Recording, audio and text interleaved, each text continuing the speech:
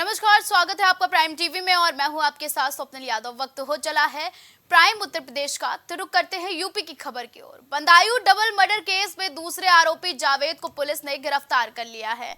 वो हत्याकांड के बाद से फरार चल रहा था। उस पर 25,000 रुपए का इनाम घोषित किया गया था। वहीं आपको बता दें कि जावेद को देर रात बरेली से गिरफ्तार किया गया। वहीं वारदात के बाद जावेद मोबाइल बंद कर दिल्ली भाग गया था।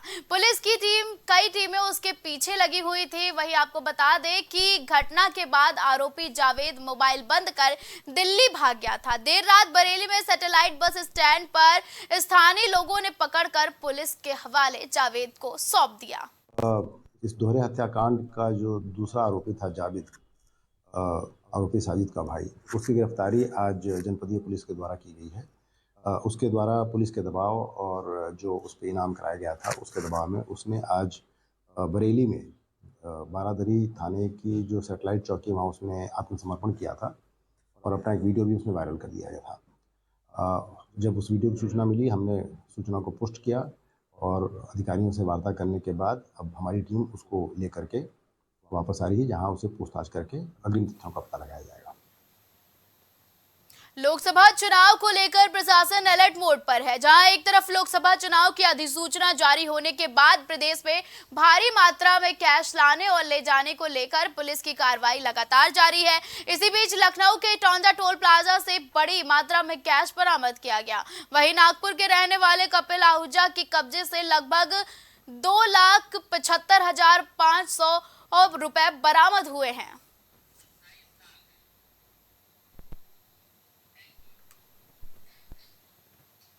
लखनऊ के गोमती नगर में मरीन ड्राइव पर एक बार फिर से लड़कियों का आपस में मारपीट का वीडियो सोशल मीडिया पर तेजी से वायरल हुआ। बताया जा रहा है कि लड़कियों के साथ कुछ युवक भी मारपीट में शामिल थे और मारपीट के डंडे और बेल्ट का इस्तेमाल किया गया। फिलहाल वीडियो के आधार पर पुलिस मामले की जांच पड़ताल में जुट गई है।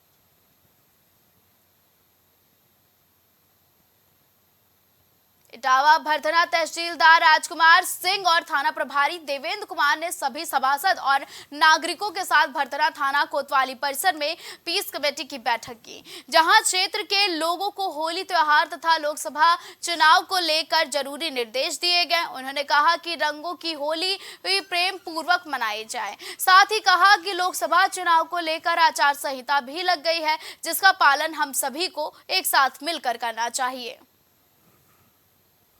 वर्तमान में आचार संहिता जो लगी हुई है, इसके दृष्टिगत, इसके अंतर्गत हमारे आगामी 2 त्यौहार अभी आ रहे हैं, जिसमें हमारा पहला पर्व जो है होली है और अगले माह जो है ये पवित्र माह रमज़ान चल रहा है, अगले माह जो है ईद आएगी।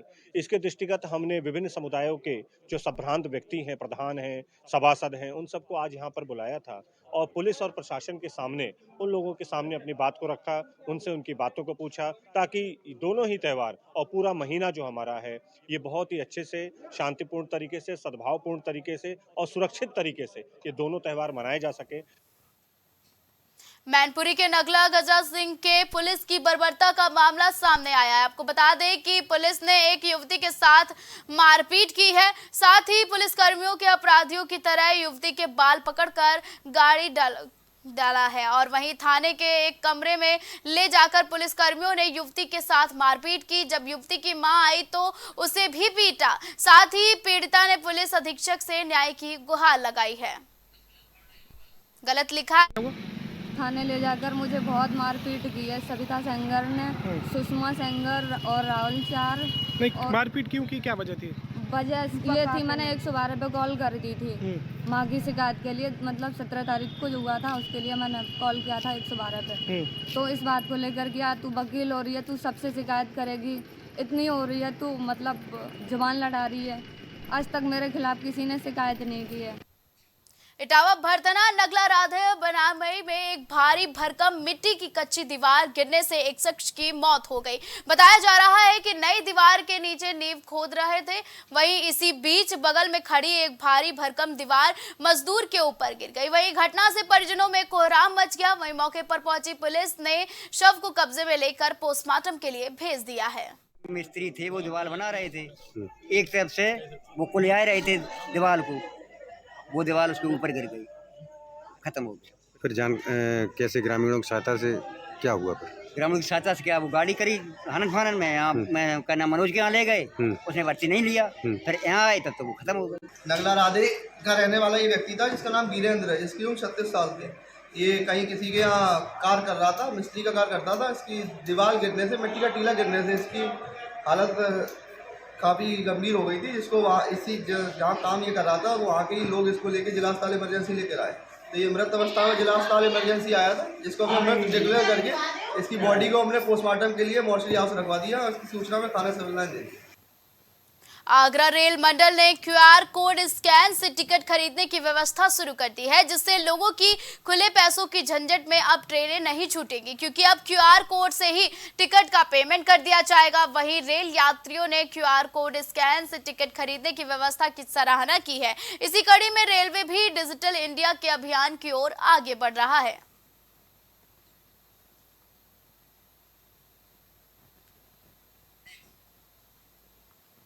फर्रुखाबाद की जिला जेल में बंदी रक्षक और बंदी जेल से बने गुलाल की होली खेलेंगे और इसको लेकर बंदी जेल में बड़ी मात्रा में कई कलर का गुलाल बना रहे हैं और जेल के बने गुलाल में किसी तरह की कोई केमिकल का इस्तेमाल नहीं किया जा रहा है। वहीं जिला जेल अधीक्षक भीमसेन मुकुंद ने कहा कि जिला जेल में बने गुलाल को बाजार में भी बेचा जाएगा, जिससे बंदियों को आमदनी होगी।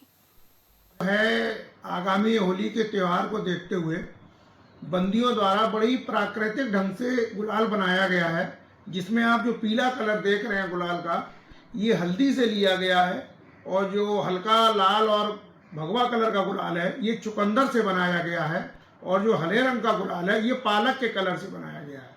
और इनका जो बेस है वो चावल के आटे का है, जिसको बहुत फाइन पीस करके और कपड़े से छान करके बनाया गया है।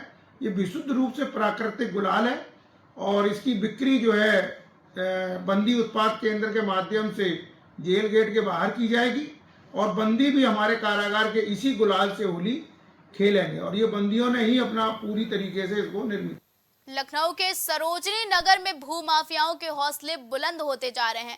बताया जा रहा है कि सरकारी जमीनों पर भूमाफियाओं का कब्जा रुकने का नाम नहीं ले रहा है। वहीं सुनहरा में नगर निगम की सरकारी उसे की जमीन पर भूमाफियाओं ने कब्जा किया है और शिकायतकर्ता ने सरोजनी नगर तहसील में शिकायती पत्र दिया है। वहीं जांच के बाद कार्रवाई करने का आश्वासन भी दिया गया है।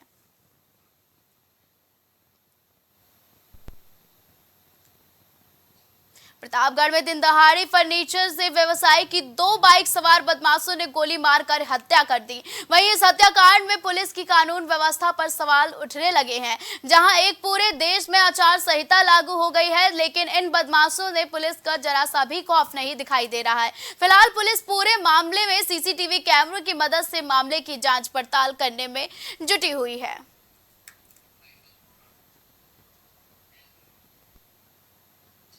यूपी की खबरों में फिलहाल के लिए बस इतना ही। देश और दुनिया की तमाम बड़ी और अहम खबरों के लिए आप देखते रहे प्राइम टीवी।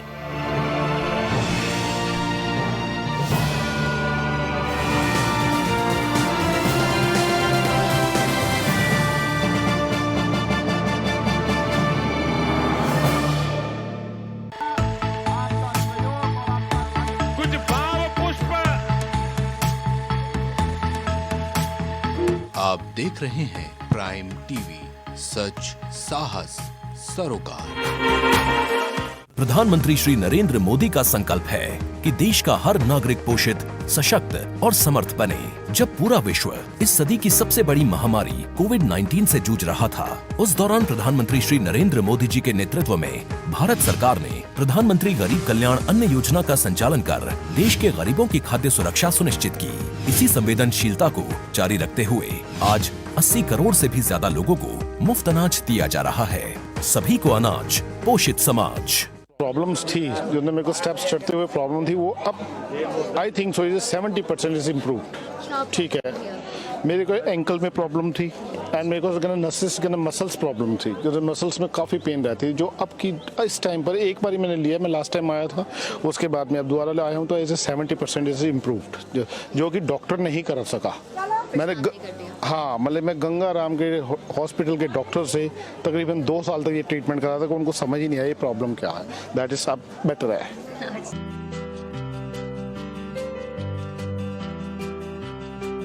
अगर आप करना चाहते हैं अपने बिजनेस को प्रमोट, तो इसके लिए आपको चाहिए होगा एक सपोर्ट।